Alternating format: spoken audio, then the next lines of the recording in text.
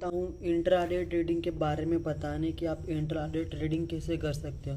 सबसे पहले जो आपको देखना है इंट्राडे ट्रेडिंग में, मैं आपको बताता हूँ कि मार्केट एनालाइज करना रहता है। मैं आपको बाद में बताता हूँ क्योंकि वो आप समझ जाओगे आगे वाली वीडियो में। सेकंड पार्ट जो इंट्राडे ट्रेडिंग का, सबसे पहले जो आता है कि आप इंट्राडे ट्रेडिंग में ऑप्शन चेन से बाय करते हो कोई भी चीज़, मतलब कोई भी, मतलब एक अगर आप कॉल लेते हो या फिर पुट लेते हो।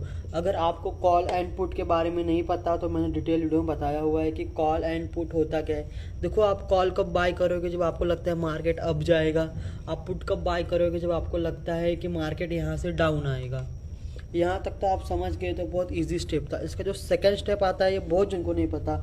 एक होता है कैरी फॉरवर्ड नाम का। अगर अगर समझ लो आज बैंक निफ्टी का आपने एक इक्विटी बाय की और इसकी एक्सपायरी है 28 को और आज की डेट है 26, तो आप इसको एक्सपायरी के दिन तक, मतलब एक्सपायरी के 3:15 तक आप होल्ड कर सकते हो। समझ सकते हो? समझ गए आप? कैरी फॉरवर्ड क्या होता है? देखो, आपको कभी बाय करना है तो आप कैरी फॉरवर्ड का ऑप्शन बाय करिए। नहीं तो आप सीधा बाय करोगे एक डे के हिसाब से, तो फिर वहाँ पे आपके थोड़े से चार्जेस लग जाते हैं कैरी फॉरवर्ड करने में। कभी कभी हम ही भूल जाते हैं कि कैरी फॉरवर्ड नहीं किया, तो फिर हमें लॉस हो जाता है। समझ गए आप? अगर उसकी एक्सपायरी है बैंक निफ्टी, किसी भी आपने शेयर बाय किया, उसकी इक्विटी बाय की, उसकी एक्सपायरी 28 को है। अगर आपने 26 को बाय किया तो ये जरूरी नहीं कि आप 26 को ही यूज कर दो। 26 से आपने 27 पे देखा कि नहीं, यहाँ पे मुझे और होल्ड करना है, तो आपने 28 3:15 से पहले, मतलब 3:15 तक आप उसको ये कर सकते हो। ये होता है इंट्राडे ट्रेडिंग में। अभी हम जो थर्ड पॉइंट जो बात करने वाले हैं, वो बात करने वाले हैं कि आपको मार्केट कैसे एनालाइज करना है। कब आप समझोगे कि यहाँ से मार्केट अप जाएगा, कब आप समझोगे कि यहाँ से मार्केट है। यहाँ पे लेके चलता हूँ मैं आपको। अगर आपको कॉल एंड पुट की डिटेल वीडियो चाहिए तो मैं वो आपको डिस्क्रिप्शन में दे दूंगा, क्योंकि ये समझने में थोड़ा सा टाइम लगता है, क्योंकि आपकी वो पूरी वो हिसाब से करूँगा मैं। चलो मैं आपको बताता हूँ कि आप मार्केट एनालाइज कैसे करोगे। मार्केट एनालाइज करना एक बहुत ही इंपॉर्टेंट पॉइंट है आपके ट्रेडिंग में। कब आपको बाय करना चाहिए, कब आपको लगता है कि आप पुट लोगे, यहाँ से मार्केट ऊपर जाएगा, यहाँ से शायद से मार्केट नीचे आएगा, आप कब समझोगे? जब आप पूरी इंट्राडे की वो समझोगे। मैं आपको दिखाता हूँ। चलो हूँ अपने बैंक निफ्टी। अगर आपको बैंक निफ्टी देखना है, बैंक निफ्टी देखिए। एन आपको जो देखना है आप वो देखो। बैंक निफ्टी के ऊपर क्लिक करता हूँ मैं, तो मुझे यहाँ पे सीधा चार्ट शो हो रहा है, लेकिन नहीं, आपको यहाँ पे चार्ट नहीं देखना है। आपको यहाँ पे जब आप जब जाओगे ना, तो यहाँ पे आपको एक ऑप्शन आता है, देखो। तो आपको यहाँ पे आप जब चार्ट पे क्लिक करोगे, तो आप यहाँ पे क्लिक करोगे तो आपको एक ऑप्शन आता है पीएनबी बैंक, एक्सिस बैंक, देखो, बैंक ऑफ बड़ौदा।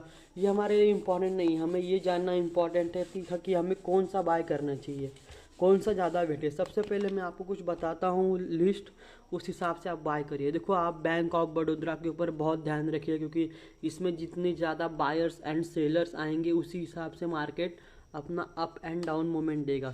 दूसरा जो है आईसीआईसी बैंक।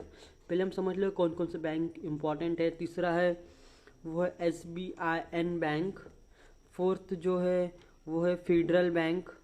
फिफ्थ जो है बंधन बैंक, HDFC बैंक में। और आपको लिस्ट बताता हूँ कि उस हिसाब से आपको कैसे वर्क करना है। तो सबसे पहले बात करूँ मैं कि हमने एग्जांपल लिया बैंक ऑफ बड़ौदा का हमने एग्जांपल लिया। देखो, बैंक बड़ौदा एक नाम का बैंक है। सपोज चलो मैं आपको और इजीली बताता हूँ कि हमने एक एग्जांपल लिया जिसका सबसे ज़्यादा वेटेज है, वो है आईसीआईसी बैंक।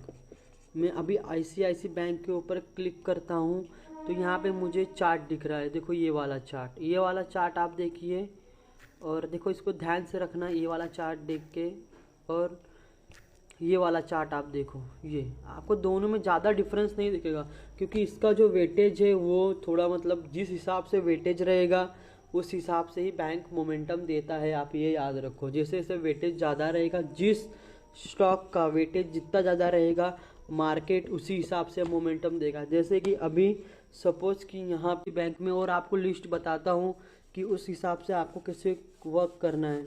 तो सबसे पहले बात करूं मैं कि हमने एग्जांपल लिया बैंक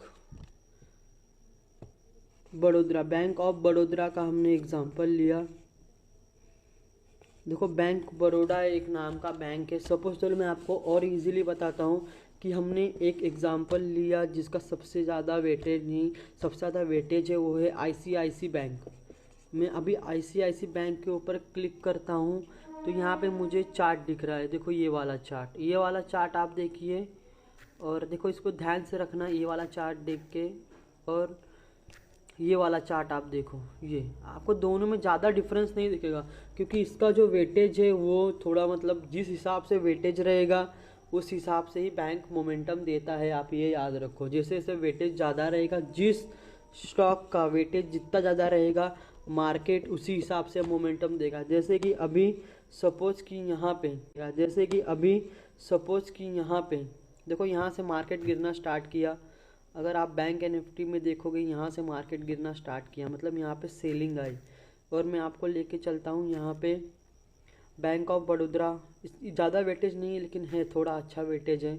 तो हमने देखा कि देखो यहीं पे मार्किंग थी, ऐसा सेम चार्ट पैटर्न चल रहा था।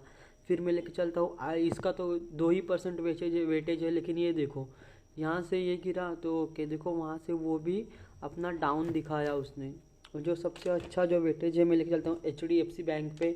ये देखो इसने सीधा ही मोमेंटम दे दिया कि यहाँ से मार्केट डाउन है, तो यहीं से देखो मार्केट वैसे ही शार्पली मोमेंट वैसे ही दिया मार्केट ने। देखो आप, सबसे पहले मैं आपको समझाता हूँ कि आपको किस हिसाब से बाय करना चाहिए किसी भी स्टॉक में। जब आप बैंक NFT ऐसे चीज़ों में बाय करते हो तो आपको क्या देखना चाहिए। सबसे पहले जो आपको देखना चाहिए चार्ट, इस हिसाब से आप मार्किंग कर लीजिए। मैं आपको कुछ इंपॉर्टेंट दिखाता हूँ, उस हिसाब से बैंक का हिसाब रहता है, मतलब हर एक परसेंटेज के हिसाब से उसका वेटेज है।